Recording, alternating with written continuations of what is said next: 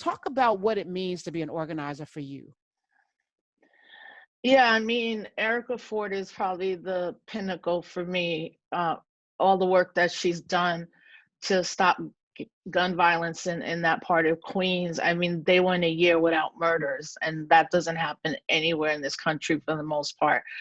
So really following like someone like Erica's lead around self-determination, or Brother Kali and Saki Akuno down in Jackson, Mississippi, who not only created Cooperation Jackson, which now includes a supermarket, a soon to be built 3D printing press for young people to get jobs. They've gotten some of the houses on the street and converted them to affordable housing. There's so much that they're doing there. So for me, the whole key is self-determination. I live in Albany, New York, and about 35 minutes away is Grafton, New York. It's beautiful. People come here all over in the summer. But there's a farm up here called Soul Fire Farm. You should definitely have Leah on, and her book, Farming While Black. So the 5 years I've been here in Albany, I've learned the most around food as an issue of social and racial justice, but also as an example of what it means like to own our own, build it for us, by us, kind of taking it back to FUBU in our hip hop days. But that's what I think it has to be, and obviously now we're just so dependent on the government, in the sense that we all need to deal with this COVID crisis, and it kind of shows the failures of the best government in the world, or the best, most equipped country in the world has the most deaths. There's a lot of reasons for that. But for me, it's always self-determination, creating it. If we don't see it, create it. And also joining an organization anywhere you're at. When you talk about food justice, we've had Ron Finley on a lot, and he's working with Wakia Lumumba and Jackson as well. Yep. Like this, let me ask you, as a journalist, and we both come out of that tradition. It is super frustrating to me that we're so damn lazy, and I don't mean us. I mean media. Media is lazy. They will always go to the shiny bauble, not to the folk that are actually doing the work, until everybody. So now Latasha Brown is everywhere. Like I reached out to her. Hopefully she'll be on the show this week or next. But now she's super busy because next Monday. Okay, thank you, Smith. She'll be on next Monday. But everybody wants to talk to her now. But they didn't want to talk to her 5 years ago. Erica Ford, she's been on my show several times, but she's not a household name. Why not? You're not a household name. Why not? When I think about people who are doing the work, everybody has a plan, and they're a celebrity and they have 1 million followers. So they jump out and I have a plan, and it's like, but people have been already, did you consult with them? Talk to me about what that feels like, and then what we can do to stop or bridge the gap between celebrity and the people who are actually doing the work. I mean, I've worked with a lot of celebrities, and, I think one of the things is that some are very committed to social justice and racial justice, gender justice, and most are not. They're afraid of things that'll get taken away if they stand up and follow the lead of already organizations. So like for me, we don't need any more Black agendas. I've been in this movement 30 years. We have like 500 Black agendas, right? We could look at the national hip hop political agenda to like all the ones before that and all the ones after that. So nothing is going to be real until you can manifest it off paper. So I think part of also what's happened with social media is that people think the most visible people are the leaders, and I think it's important for shows like this, and like Dr. Jared Ball with I Mix What I Like, what Roland Martin is doing, but we need like 10 times more of those to combat just the mainstream media narrative, not necessarily try to combat like Fox. Like, I don't really pay attention to those folks in the sense that I'm going to be doing something to get at them. I'm more like, how are we going to get, especially to younger people who are interested and who this summer did have their own consciousness raising moment. My daughter's about to 16. I saw it manifest in her and her friends, but for years before, when they've been involved as little kids in the movement. So my thing is like, that once you end up being a truth teller, you're going to sacrifice something. You don't know when it's going to happen, but it could be the day you thought you get tenure and you didn't. The day you thought you were working and you got fired because of your politics, or the way people can take away things that are monetary to harm us. But that's the other thing that's missing in all these conversations is like working class people are not just white men, right? The majority of working class people are black and brown women, and then men, and then white men, and then white women. So it's not having a real conversation about racial capitalism. And no matter how much we do, how much we succeed, how much we are doing the work, if it's not monetized, that's when people can't continue to do the work because we live in a capitalist system. COVID is showing us, like folks like us, that we can eat every day right now is a privilege because like 1/3 of Americans can't eat every day. So the only way saw that I Mhm. think is the block to block mutual aid, or look at some cities like Newark and what Ras Baraka has done there to add and make his citizens not feel like they're alone or abandoned by the government. You can look up Puerto Rico after Hurricane Maria. They were abandoned by the government, by both of them. So the Puerto Rican governor that got ousted out and by this administration. And now there's more mutual aid than ever in Puerto Rico.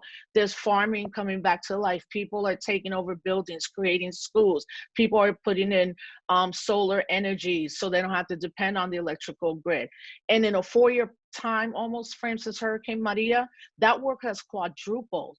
So there's ways that we can do it, but it often takes something, you having to sacrifice something, but always telling the truth about the conditions of our people. If we don't address capitalism, it is exactly why we're in the crisis we are right now. Because socialism to me is like everybody should get the vaccine. Shouldn't everybody eat every day? Like that's the social Mm, common good. And that's what we right. need to also be talking about. We're talking with Rosa. I like to say that Clemente, and you can I follow her love at that you R say that. That's the R right way O to say S. it. All right, RosaClemente, like the baseball player, Roberto Yes. Clemente. Yes. As you're talking, you know, I hear a lot. What can I do? I'm just one person, and my answer to that is no. You're not one person. We're collective. But we need to start to see ourselves. So everything you're saying right now, I just wrote, I have a page of notes. So thank you. I got a bunch of people that I need to reach out to because of just one sentence that you just put here, especially so far, the farm collective. I think that is amazing. As we're starting to live, and I say everybody lives in a place where you need things. So start there, right? Is your neighborhood amazing? If it's not, what can you do to make your neighborhood amazing? Let's start there, Rosa. If you live in a place and it's not amazing, what's one thing everybody can do to make their neighborhood better? Yeah, I mean, the one thing I've been seeing again is in Albany, a lot of people have been planting mini gardens. And because of the national kind of light on SoFire, it has allowed communities to like build their own gardens within 6 months, having like if all our kids are in virtual school, can they be in cooperatives where one of us is giving them a specialized kind of learning, or something technical that they can that is actually going to help them in the future. I think there's a way to join those co-op movements, so I'm part of two co-ops, again SoFire Farm and then Cooperation Jackson, because there's not a huge program here in Albany, New York, but I can support the work that's happening here and can support the work somewhere else. And I tell people too, like if you are not a person that at this moment you can be physically out, you spreading information on an organization you like, you can get like 10 people to see that. You give me $5, that actually does mean a lot. And part of that self-determination is if we want our blocks, we need to know who our neighbors are. It's very strange, but last week there was a gas leak in our crib, in our house, and we kind of ran out. And of course we're telling our neighbors like, yo, everybody come out, there's gas. And people are like, oh, of course you would do that. Of course you would do that. But part of it is like, if you don't know your neighbors, they weren't trying to come out. Like, so just even knowing, especially I live in a block with a lot of elderly people. So I'll tend to check in and stuff like that. But I mean, I don't think those things are very, we say there's small things, but one thing Malcolm X always said is you have to do the small. Like if you're not going to do what immediately is the problem in your area, how are you going to do that on a scale that is necessary or in a like national kind of way? and there's a lot of amazing self-determining organizations for our people, Native, Asian, African American descendant, and Latino, all over every state. I know it because I see it, because people send me stuff, or I support things, or I go there when, I was able to travel and cover things happening in places where our people are at. And I meant to ask you, how are you doing in this new existence of ours? How are you coping? Yeah, no. So Albany, New York, what was good was like I'm in Albany, New York. I'm not in New York Not City, this, not where New the York City, yeah. not where the rest of my family is. Like man, the fact that my dad couldn't go to he still owns his store in the Bronx after 50 years. The fact that he couldn't go, I was like, man, this dude's gonna have to get out the house soon. Because part of it was his social circle of friends. So I've been worried about my parents, just the isolation, because they're not isolating people. Me, on the other hand, I tend to kind of lock down and focus on something in any capacity if I'm not in the road. So it's just giving me more time, like with my daughter. But I don't know. I feel like all of us, I don't know if you feel this way. I feel like I've been working double overtime. I don't think I don't know how to put the Well, boundary on. yeah, because Like you're when do you're a you stop worker. working? Yeah, you're Yeah, a worker, an and now it's organizer. Yeah, 24. yeah, Yeah, and so those who worked are working more. Those who didn't work, yeah. and there are people that would work, I'm putting up air quotes, and not really be working. There's a, you're gonna find that there's that. Yes, I feel the exact same way. I'm like, I'm working way more now, doing things because you're planning, and then you're organizing. I organize differently. I'm doing like this other kind of underground thing. You're doing all of this outreach. So what does that look like? Again, the blueprint for that. You get up early in the morning. How do you connect the dots? The first thing I do, I hit about 3 to 4 of my comrades a day just to check in on them. And I'll be like, just let me know you're okay. Let me know when you need to talk, when you can call. Because as someone who's been aware of mental health stuff for a long time, I can tell the mental health anguish that people are going through, especially my friends that don't have partners and may have their, child or two children that can't go see the other parent because you don't know if that's a safe pod, and creating a safe pod, and again, checking in on my family and stuff. And for me, I hate that my daughter's going through what she's going through, because she's in high school and she's in 10th grade, and this happened so suddenly. And I don't know how these young kids are persevering, because I remember at 15 it was always about my friends and going somewhere to the mall, hanging out, or all of that, and that's been taken away from them. So I just check in on people first and foremost. And then, I try to write just in case something comes out that I'm like, oh, let me put this out.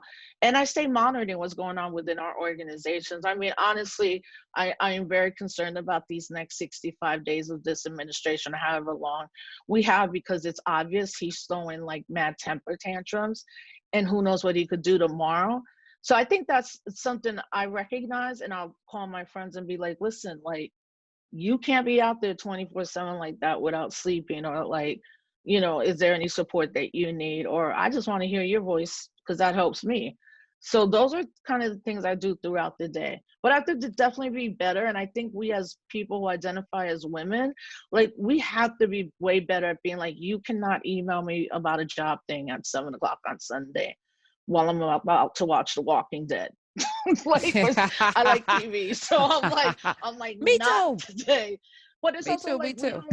we don't put boundaries, and that's a very woman thing. I don't care what anybody says. We straights be like, yes, yes, yes, and then you're like, what did I just do?